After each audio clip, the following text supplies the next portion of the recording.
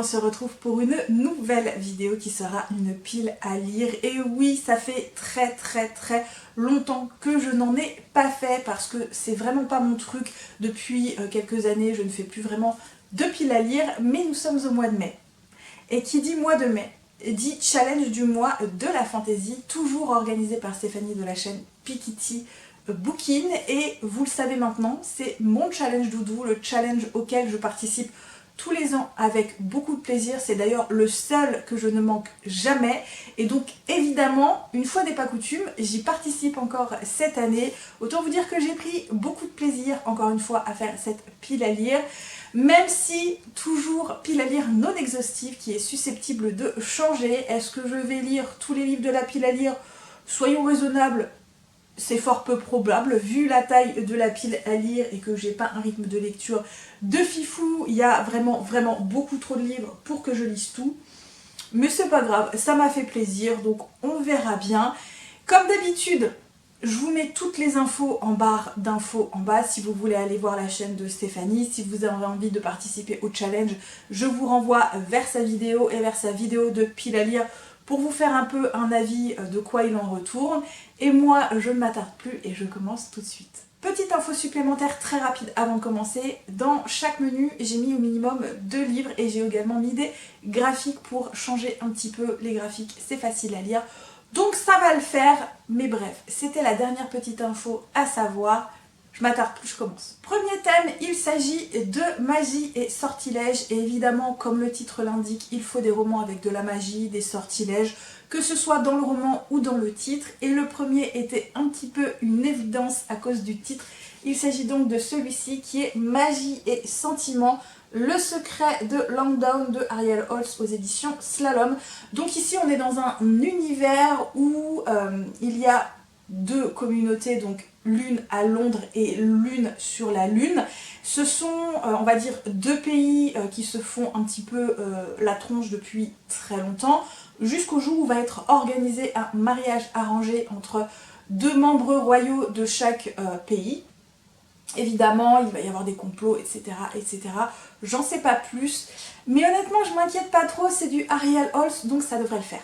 Le second roman que j'ai choisi, c'est celui-ci. Il s'agit de Spark of the Everflame de Penn Cole aux éditions Calix. Honnêtement, je ne sais pas vraiment s'il y a de la magie dedans, mais on parle de Dieu, etc. etc.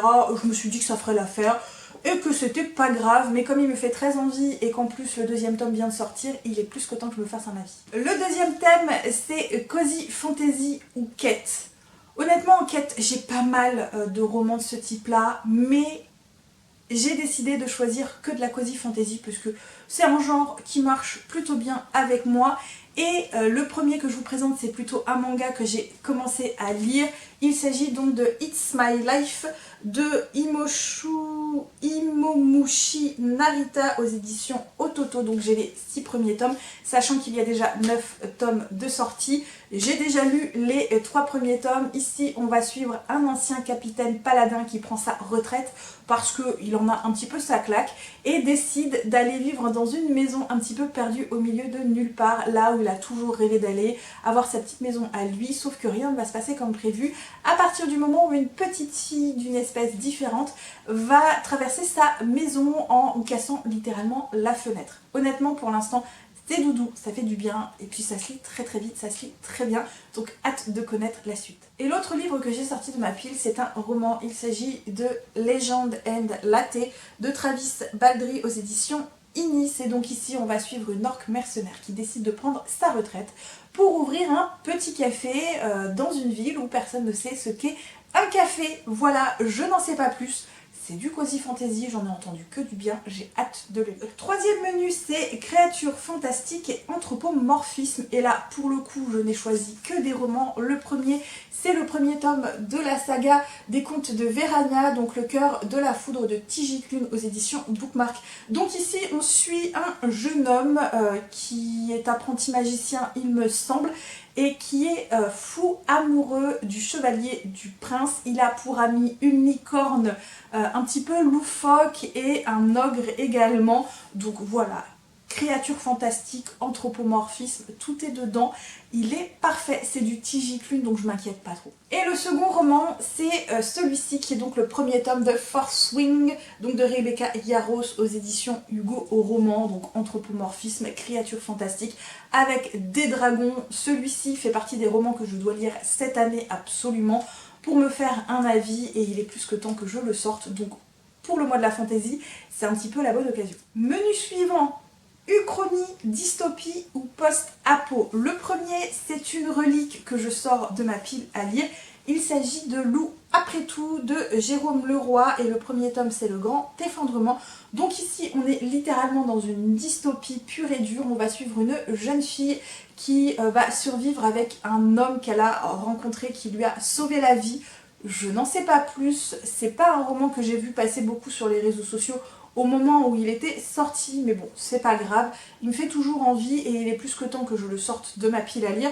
Pour me faire un avis, est-ce que je lis la suite ou pas, sachant que c'est écrit plutôt assez gros, avec des marges assez larges, donc je pense que ça devrait lire assez vite. Et le deuxième roman que j'ai choisi, c'est une uchronie, il s'agit du dernier Aurélie Wallenstein, donc avec La Harpiste des Terres Rouges, aux éditions Outre-Fleuve. Donc ici, on est en plein Far West, en pleine période de la découverte des États-Unis. Il n'y a qu'un territoire qui est plutôt inexploré et personne n'en revient. Soit on est mort, soit on se transforme en créature fantastique. Un jeune homme va y disparaître et son frère va du coup décider d'aller le retrouver et d'aller le sauver. Honnêtement, j'en sais pas plus, c'est du Aurélie Wallenstein, encore une fois, j'en ai entendu que du bien, donc je m'inquiète pas trop. Prochain thème, il s'agit d'une suite de saga. Pour le coup, j'ai sorti un intégral, j'ai lu le premier tome il y a longtemps, mais je ne sais vraiment pas si je vais lire la suite tout de suite ou pas, sachant que de base, il faudrait quand même que je relise le premier tome pour me vraiment remettre toutes les informations dans la tête. Mais on verra bien, je changerai au cas où. Il s'agit donc là pour le coup des Lames du Cardinal de Pierre Pével, donc dans la version collector édition 10e anniversaire. Donc voilà, il est très très beau. On est également un peu dans une uchronie puisque on est à l'époque de Louis XV, je crois, ou Louis XIV, je ne sais plus, en 1633, et on va donc suivre les Lames du Cardinal qui sont un peu des guerriers spécifiques, une unité un peu spécifique avec des dragons, etc., etc. Le premier tome avait été très très cool, donc je me dis qu'il est plus que temps de me relancer du coup dans cette trilogie. Ensuite, on a le thème réécriture de contes, légendes, mythologie. Le premier que je sors, c'est une suite de saga. Il s'agit de l'ascension de Camelot, donc la trahison de Camelot de Kristen White aux éditions de Saxus. Et j'ai lu le premier tome il y a un moment que j'avais beaucoup aimé et il est plus que temps que je lise la suite. J'avais commencé il y a un moment mais j'étais pas du tout dans le mood, donc j'avais préféré le mettre en pause et le reprendre plus tard. Donc là je pense que je suis plutôt dans le bon mood. C'est littéralement une réécriture des légendes arthuriennes vue par les yeux du coup de Guenièvre, qui n'est pas vraiment Guenièvre. Bref, je m'arrête là pour le résumé, vous n'avez pas besoin d'en savoir plus.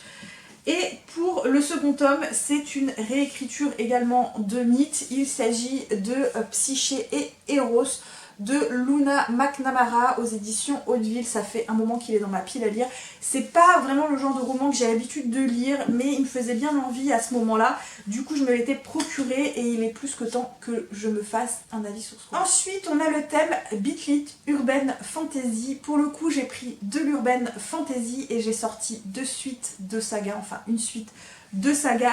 Il s'agit des tomes 8 et des tomes 7 pardon et tome 8 de Quête d'Agnès, donc Rupture magique et Changement magique de Ilona Andrews aux éditions Bookmark. J'ai mis en pause cette saga il y a un moment, alors que c'est une saga que j'aime d'amour. Il m'est arrêté au 6e tome, mais les livres se lisent à une telle vitesse, ça fait tellement bien, j'aime trop cette saga, donc je me suis dit que c'était vraiment le moment ou jamais de reprendre la suite et de la terminer au plus vite.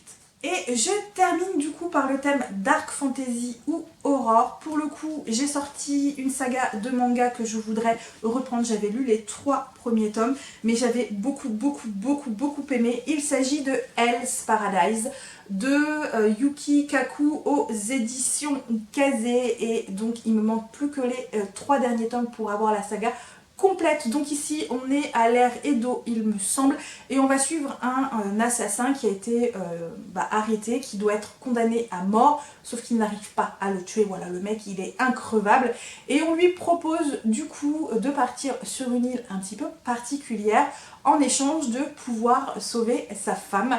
Et là-bas il se passe des choses assez horribles et un petit peu gore, donc je trouve que ça va très bien dans le thème aurore, même si c'est pas complètement de l'aurore, ça reste un petit peu quand même de l'aurore. Il se passe des choses assez burk, avec des morts un petit peu partout, une intrigue qui a l'air plutôt assez dingue, et du coup il est plus que temps que je me relance dans cette saga et que je la termine très vite. Et je termine par un roman que je dirais dark fantasy, mais je ne suis pas très sûre, c'est pareil, c'est un livre que j'ai décidé de lire cette année, donc tome 1 à lire avant de lire la suite. Il s'agit donc de celui-ci qui est Une fenêtre sur les ténèbres de Rachel Gillig aux éditions Sabran. Donc ici on va suivre une jeune femme qui a survécu à un virus. Elle doit normalement être exécutée mais elle va survivre et elle va être plus ou moins envoyée en mission avec un autre, je ne sais plus exactement de quoi il s'agit, mais c'est un roman qui me fait très envie et il est plus que temps que je me lance. Et voilà, j'en ai du coup terminé pour cette pile à lire du mois de la fantaisie. Sachez que certains me font beaucoup plus envie que d'autres, mais voilà, bref, en tout cas j'espère que cette vidéo vous a plu. Si vous avez lu certains des romans ou que certains des romans vous font envie, n'hésitez pas à me le dire en commentaire, ce que vous avez aimé comme d'habitude ou ce que vous n'avez pas aimé. Les petits pouces bleus, ça fait toujours plaisir, les emojis également, et là pour le coup, étant dans le mois de la fantaisie, n'hésitez pas à mettre des petits dragons, des petites licornes, etc. etc. Également, si vous avez envie, n'hésitez pas à me suivre sur d'autres réseaux sociaux, donc notamment TikTok et Instagram. Moi, comme toujours, je vais vous souhaiter de très bonnes lectures, à très bientôt pour une nouvelle vidéo, et surtout, prenez bien soin de vous. Bye bye.